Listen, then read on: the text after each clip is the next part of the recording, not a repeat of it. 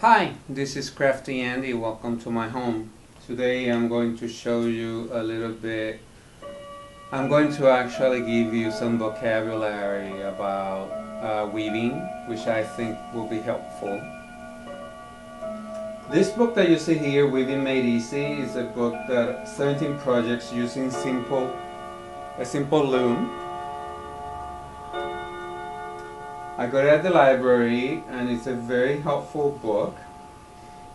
One of the things that you see here, if I may, you see that piping around the cushion. Well, that's done in tubular weaving. And tubular weaving is actually weaving through the same side. And this is what they call a shuttle. Okay, and it's a piece of wood with two openings, and you wrap your yarn around. This is a reed. It's a rigid head of reed because this is rigid. It's not like the other ones. This is the up position. This is the lower position. I have this kind of loom ready to weave in the weaving position with these ratchets and dogs and the handle to the right side because I am right-handed. If I was, I don't know if you will have to change it to the other side if you're left-handed, but they come handy for a right-handed person. So I showed you the shuttle. This opening in here is called the shed. The shed is where you have your where you're going to put the yarn through, and the yarn that you're putting through is called a weft. And in tubular weaving, you always put in the yarn through the same side. At this time, this is what this is about. So it's almost like an I-cord. I will say it's the I-cord of weaving. And you just put it through and you pull and you move your shed, meaning there was a shed created in the lower position, and now I'm using the shed created in the up position, and always entering from the same side because I'm doing the tubular weaving. There's plenty of things that can help you, like a chopstick or a ruler without any metal in it to keep the shed open. And I'm going to show you. These that you see here are called the warp threads.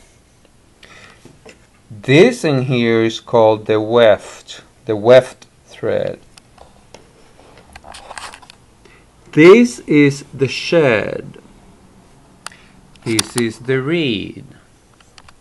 If I move the reed in the lower position, you see I created a different shed. And that's done, and that's how you weave. These are beams. And anyway, it's just a short introduction so that you can see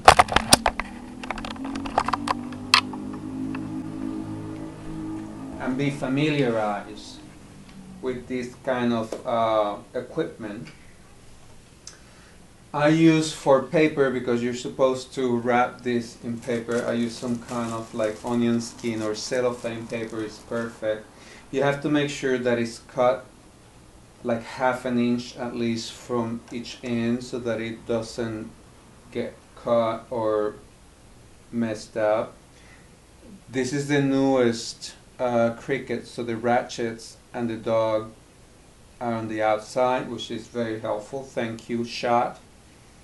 And this is all I have to say for today. So this tubular weaving is something that I just want to practice, and I use this very contrasting yarn because I wanted to see what is actually happening to this yarn as I am pulling it through the same side, and it's actually being made into a little tube. So this is just fantastic. So I have my shed in the bottom. Now I'm making a new shed at the top. And I help it with my finger, but I also can use this. And here I am creating fabric. This is Crafty Andy. Thank you for allowing me in your home.